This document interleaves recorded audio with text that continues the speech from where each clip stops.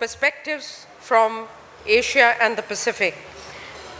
Ainul has just mentioned that this is the 6th annual round of Asia-Pacific consultations on the G20 summits since 2010 and is a crucial opportunity for our member states, especially those who are not part of the G20, to engage directly with the Turkish presidency. A very warm welcome to the G20 Sherpa from Turkey, Ambassador Aisha, Deputy Undersecretary for Economic Affairs, and now a close colleague of mine. It's been a real privilege working with you. Turkey has long been acknowledged for its strong partnership with the United Nations, and in the context of the G20, for being a unique voice on the development dimensions of growth, driven by its emerging market experience and what it has accomplished. Based on first-hand knowledge, I can say that the Turkish G20 presidency is already highly appreciated within these corridors and other parts of the globe for its augmentation and enhancement of the development agenda. Under the strong leadership of the Deputy Prime Minister and Finance Minister, and most of all, our colleague Ambassador, the G20 Sherpa, and several of her other colleagues, both in finance track as well as Sherpa track. This is in addition to their admirable and effective steering of the G20 growth framework. I will leave it to Her Excellency Ambassador Aisha to offer insights into the current thinking and perspectives of the G20 members, and will concentrate my remarks on 3 areas which are high priorities for the countries of Asia and the Pacific, as well as for the United Nations. Countries with special needs, regional consultations on sustainable development, and financing for development.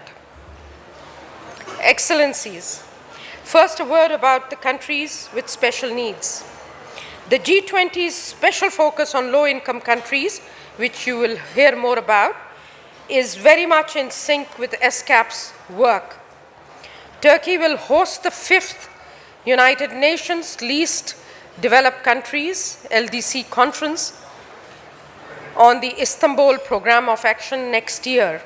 And ESCAP has been lead coordinator for the Asia-Pacific work in support of our countries with special needs.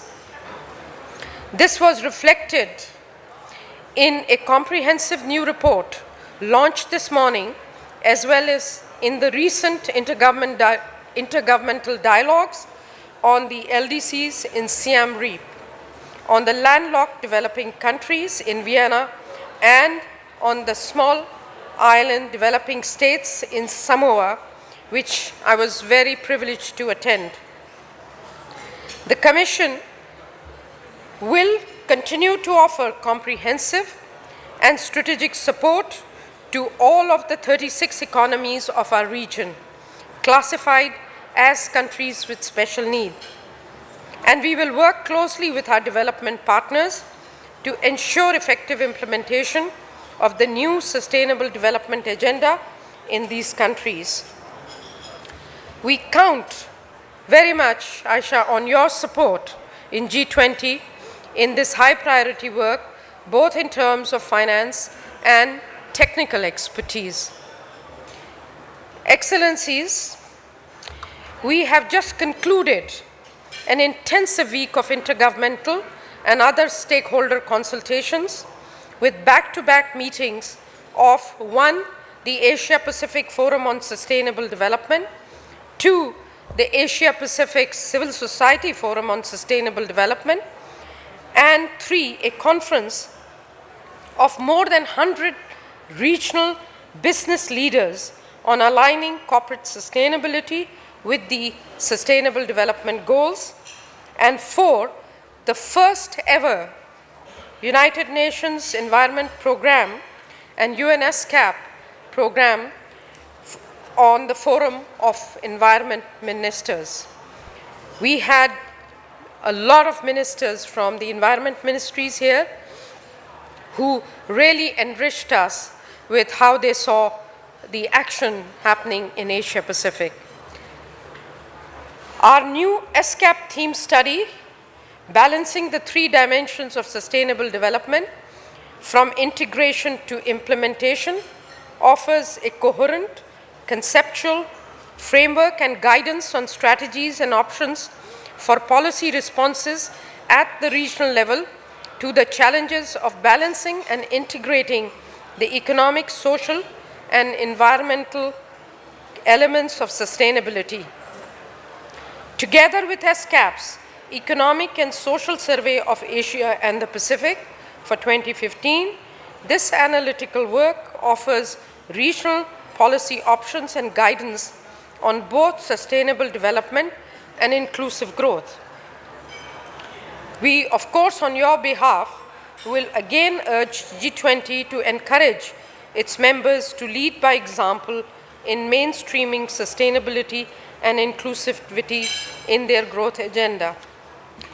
G20 efforts to implement structural reforms, which we will hear more, will of course be an instrumental guidance to our region in enhancing its own growth, especially the risk now facing the region as it is growing below the potential. It is important for us to reinforce the growth debates by advocating inclusiveness that promotes social justice through more balanced sharing of growth benefits such as decent job generation, empowerment, and social services. We are joined in these efforts by many of our leading regional businesses who are working to promote corporate sustainability and inclusiveness. Last topic I had on my list from ESCAP platform was financing for development. The breadth and depth of the new Sustainable Development Agenda calls for scaling up resources through domestic resource mobilization, international tax cooperation, as well as by leveraging better private partnerships. This agenda, of course, is being pursued by the G20, but our regional call is that it could be more delivery-oriented. The countries of Asia and the Pacific are united on need for greater levels of domestic resource mobilization. And if you want to see what the voice of our region is, we have a chair summary on our website of the Asia Pacific Financing for Development event that was held with support of Finance Minister of Indonesia. ESCAP's work will tell you that Asia Pacific has significant tax potential of anywhere between 5 to 16% of GDP, which, if tapped, could generate almost 300 billion in the region. If you tapped your capital markets, it runs into trillions. G20 leadership on international tax cooperation has been widely appreciated by United Nations system, but our demand, of course, is that it needs to be followed by practical actions and vigilance to rein in the multinationals from tax base erosion and profit shifting, which is hurting our developing countries. We look to Asia's G20 members to partner with ESCAP in our efforts to establish an Asia-Pacific tax forum to offer the needed capacity building in domestic resource mobilization as well as international tax coordination, and we are hoping that the resolution on Asia-Pacific tax forum either may have been passed or is about to be passed. ESCAP's intergovernmental work on regional agreements, legal and regulatory harmonization, and sustainability are critical to develop our regional connectivity, as is our work on trade facilitation. These will, of course, be in sync with G20 efforts to revive global trade. G20 is, of course, offering tremendous leadership in infrastructure financing. You'll hear more about it. We believe it's very timely, especially as regards enabling environment and preparatory project processes. This will be reinforced by regional initiatives on new infrastructure financing vehicles from our region, and we congratulate China for Asia Infrastructure Investment Bank Initiative, Japan for its commitment to enhance infrastructure finance, as well as the new development bank, which has three members from our region. One area which is crucial for all of us to reflect is how we leverage financing for regional infrastructure, which has both sovereign and cross-border risks and often requires credit enhancements as well. The G20 could be instrumental in this context if it were to mandate international financial institutions to set aside special funding and risk capital for regional projects. Given that the official development assistance has declined in our countries with special needs, greater effort is also required to look in a higher proportion of ODA for these countries and better deploy these funds to secure optimal development results. Excellencies, to conclude, Ambassador, we admire your leadership on many development initiatives, but we urge the G20 to enhance its development delivery from the regional platform with concrete action and decisions. We look forward to hearing from your presidency's perspective and our own member states on all these issues.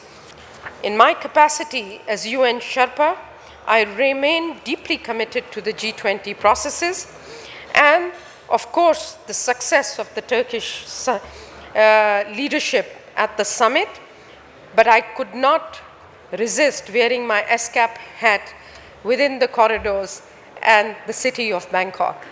Thank you.